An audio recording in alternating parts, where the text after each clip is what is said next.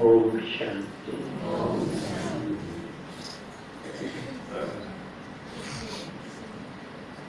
प्यार के सागर, ज्ञान के सागर, दया के सागर, विश्व परिवर्तक, भाग्य विधाता भगवान शिव के लाडले मीठे निर्विघ्न जीवन जीने वाले, सेवा के द्वारा दुखी आत्माओं को निर्विघ्न करने वाले, भक्तों को भक्ति का फल दिलाने वाले, भक्तों के इष्ट और अष्ट आत्मा बाबा का लाड प्यार।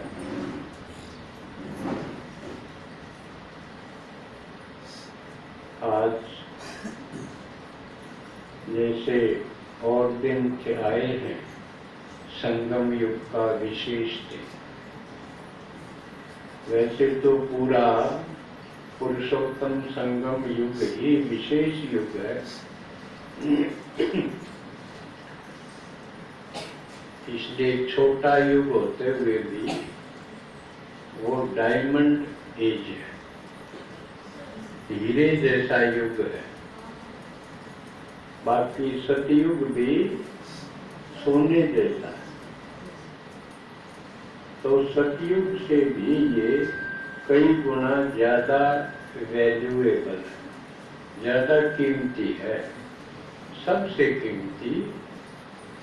अगर सृष्टि चक्र में कोई समय है तो वो संगम युग है,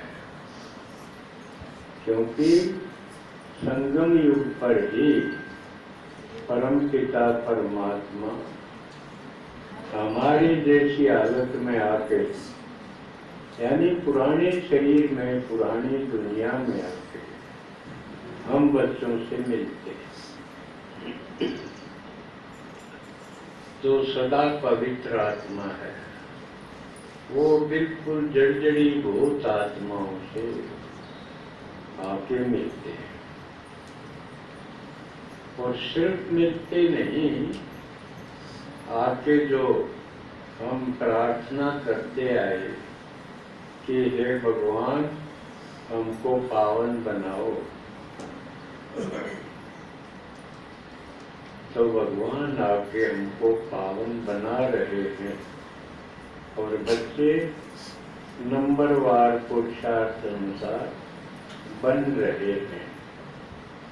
और बाबा कहता है कि तुम ही बनोगे, कल्प कल्प तुम ही बनते आए हो, और कहाँ से बच्चे लाऊंगा मैं?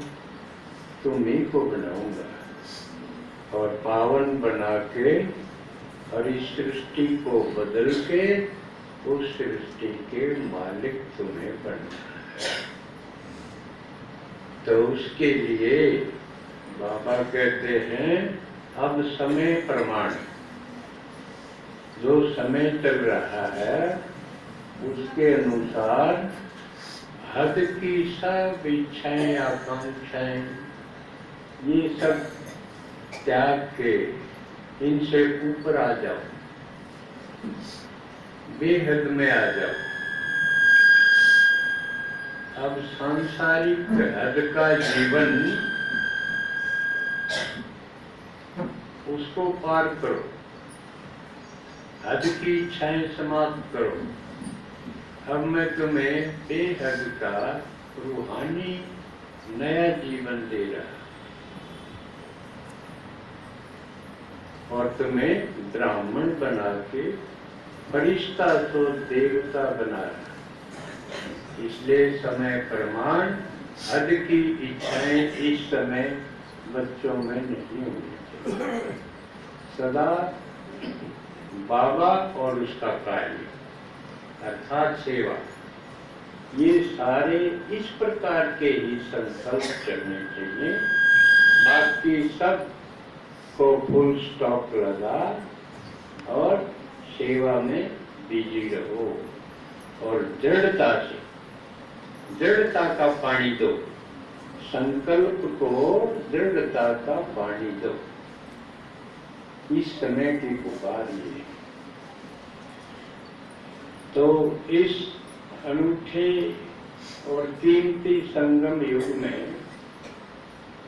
आज का दिन विशेष दो बातों पर केंद्रित रहेगा। एक तो कल पूर्णिमा थी, वैशाख की पूर्णिमा, और इस दिन क्या हुआ था किसको पता? महात्मा बुद्ध से जुड़ा हुआ। ये अनूठी बात है कि महात्मा बुद्ध, जिसको गौतम बुद्ध भी बोलते हैं,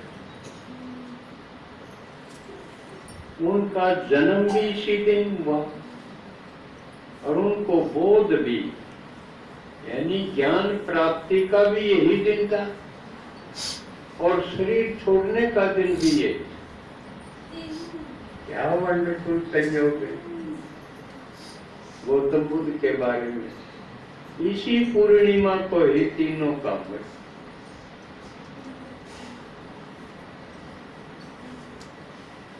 अब महात्मा बुद्ध कोई मामूली आदमी तो नहीं।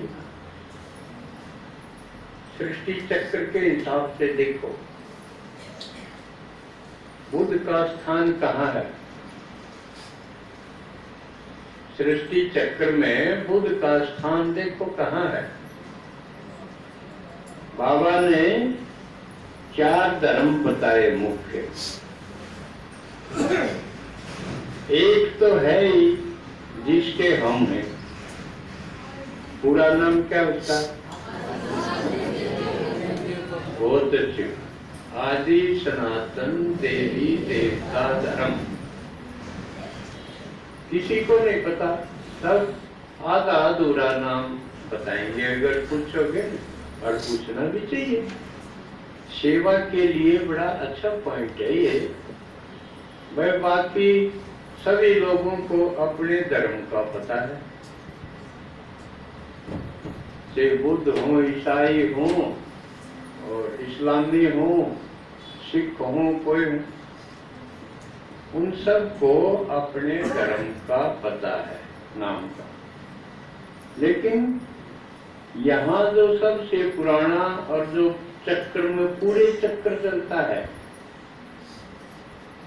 उसका नाम का ही पूरा नहीं पता। कोई तो कह देगा सनातन खाली, कोई कहेगा हिंदू, कोई कहेगा देवी देवता, कोई कुछ, पूरा नाम नहीं बताएगा। तो ये बाबा ने बताया कि पूरा नाम आदि सनातन देवी देवता धर्म। चक्र को देखो, अपने अंदर चक्र को देखो, चित्रों में तो देखा ही है, अब मन की आंख से देखो, लिखा चक्र, पूरे चक्र में ये धर्म है। फिर आते हैं द्वापर से 3 ट्यूब बाबा जी को, 3 बड़ी बड़ी शाखाएं हैं इस कल्प वृक्ष की। उन तीनों में गौतम बुद्ध। कौन से नंबर पे? द्वापर में इस्लाम पहले, दूसरे नंबर पे गौतम बुद्ध, तीसरे पे क्राइस्ट। तो ये 3 धर्म द्वापर से आते हैं, एक वो निरंतर पूरे चक्र। तो ये 4 मुख्य धर्म बाबा ने बताए हैं। उन सब के धर्म पिता भी बताएंगे। अपने वाले का धर्म पिता कौन है? ये पूछना किसी से भी पूछना कि तुम्हारा धर्म कौन सा है और तुम्हारा धर्म स्थापन किसने किया, एक भी ठीक नहीं बता पाओगे। कोई कुछ बताओगा आपको तो पता ही है। और फिर पूछना भाई हर एक धर्म का धर्म ग्रंथ होता है, हमारा धर्म ग्रंथ कौन सा है? गीता। क्योंकि केवल गीता में भगवान वाच्य है। अरे हमारा धर्म स्थापन करने वाला स्वयं शिव भगवान।